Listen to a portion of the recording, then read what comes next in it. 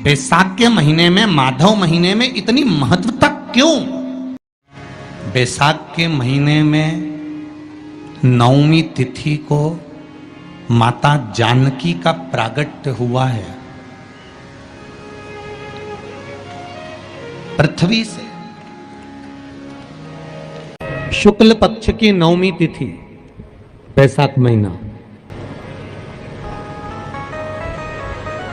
पीला चंदन घिसकर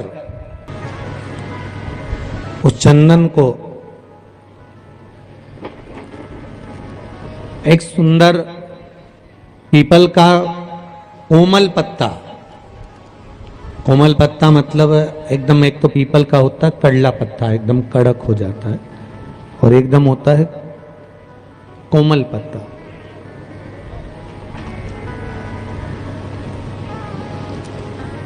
उस पीपल के कोमल पत्ते पर पीला चंदन घिसकर, जो वह चंदन होता है,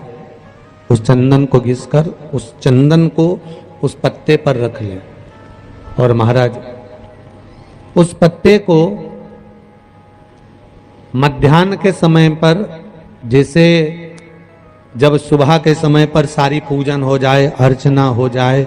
भगवान शिव के मंदिरों में जल समर्पित हो जाए, उसके बाद में जब बाबा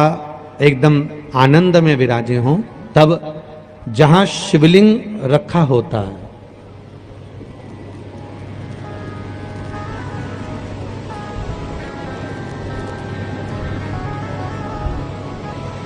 जैसे ये शिवलिंग है और ये कटी भाग जहां शिवलिंग रखा हुआ है, इस कटी भाग पर जहां शिवलिंग रखा है उसके पास में ही 3 उंगलियों से चंदन का लेपन उस कटी भाग पर करना है। जो उंगलियां लगी रहेगी उसी को अशोक सुंदरी वाली जगह पर स्पर्श करना है, और अशोक सुंदरी वाली जगह पर स्पर्श कर कर कुछ देर तक चंदन लगे रहने देना है। उसके बाद में उस चंदन को वापस निकाल कर लेकर आना है। कटी भाग पर जो लगाया गया है उसको भी निकाल कर वापस लेकर आना है। फिर बाबा का स्नान नहीं कराना है, केवल चंदन लेकर आना है, उसी पीपल के पत्ते पर रखकर। एक डिब्बी में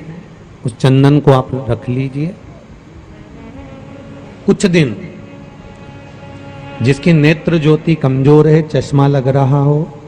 श्रवण शक्ति कमजोर हो, सुनाई कम दे रहा हो, उसके कंठ से इस ठोड़ी तक उस चंदन का तिलक लगाना प्रारंभ कर दीजिए, और नेत्रों के नीचे थोड़ा सा वो चंदन लगाना प्रारंभ कर दीजिए। लगभग 20 से 22 दिन तक आप उसका प्रयोग करिए, और एक रुद्राक्ष का जल शिव को समर्पित कर कर उस जल का आचमन करना प्रारंभ कर लीजिए। लगभग 22 दिन लगेंगे। धीरे धीरे फिर जाकर डॉक्टर को जांच करा लेना, नेत्र की ज्योति बढ़ना प्रारंभ हो गई है। पर विश्वास के साथ में, भरोसे के साथ में, क्योंकि सबसे मूल अगर कुछ है तो विश्वास मूल है। बीमारी डॉक्टर का पीछे ही नहीं छूट रहा हो तो शिव महापुराण, विष्णु पुराण और स्कंद पुराण में जो पुरुषोत्तम कथाओं का वर्णन किया गया है, एक आटे का दिया, उसमें 4 बत्ती, आटे के दिए में 4 बत्ती रखें, तिल्ली का तेल डाल लें, थोड़ा सा उसमें सरसों का तेल डालें। महाराज घर के बाहर, अर्थात घर के अंदर के बाहर जो चौखट होती, चौखट से थोड़ा सा बाहर, बिल्कुल चौखट पे नहीं बैठना, थोड़ा सा बाहर, नवमी तिथि के दिन शाम के 6 से 6:30 के बीच में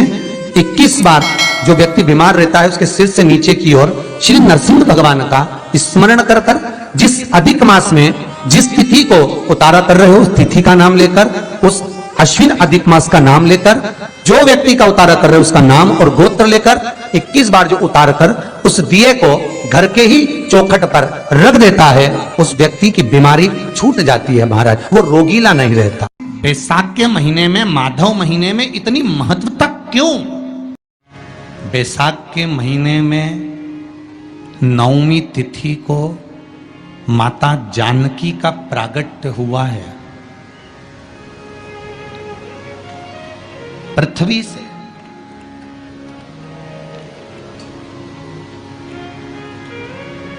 कभी एक विचार करिएगा कि नरसिंह अवतार बैसाख के महीने में हुआ, कुर्मा अवतार बैसाख के महीने में हुआ, हयग्रीव अवतार बैसाख के महीने में हुआ, परशुराम अवतार बैसाख के महीने में हुआ, माता जानकी का अवतार बैसाख के महीने में हुआ। आखिर बैसाख के महीने में, माधव महीने में इतनी महत्वता क्यों?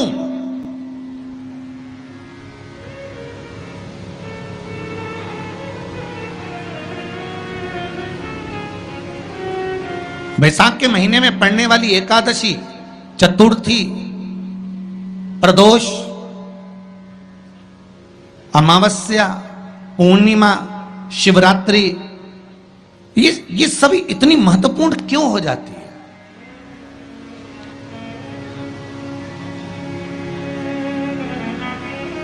इसकी महत्वता इतनी प्रबल क्यों हो जाती है? किस लिए?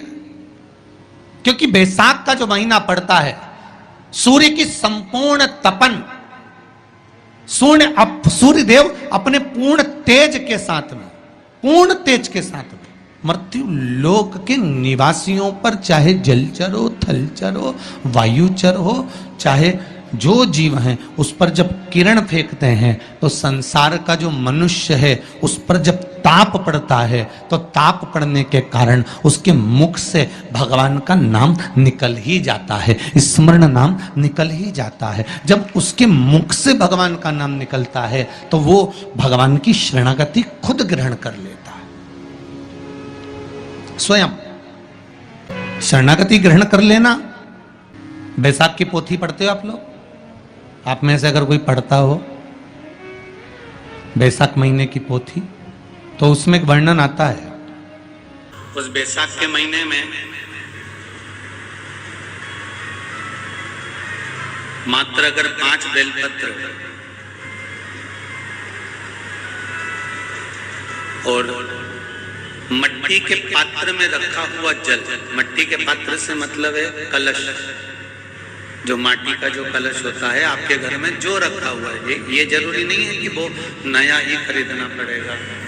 ये जरूरी नहीं है कि वो आपको नया ही कलश खरीदना है, नया ही आपको लेकर आना है, या नया ही आपको लेकर आओ। आपके घर में जो मट्टी का कलश लगा,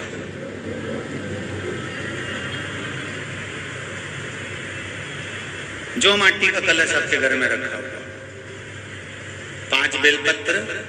मट्टी के कलश में जो जल भरा हुआ हो वो जल तांबे के पात्र में डालकर शिवजी पे 5 बेलपत्र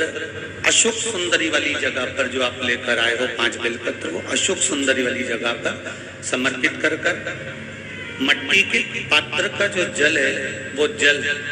बैसाख के महीने में किसी भी दिन, चाहे आप सोमवार को कर लो, प्रदोष को कर लो, चाहे आप शिवरात्रि पे कर लो बैसाख महीने की, तो आप अगर उस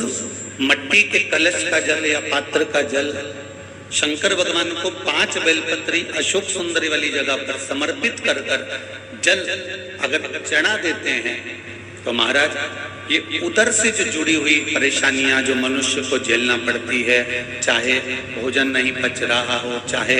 उदर में पत्थरी हो रही हो, या कोई अनेक परेशानियां जो उदर से जुड़ी हुई होती है, बैसाख के महीने में अगर प्रतिदिन मट्टी के पात्र का जल शिवजी को समर्पित करा जाता है तो उदर से जुड़ी समस्याएं अपने आप धीरे धीरे समाप्त होने लगती हैं।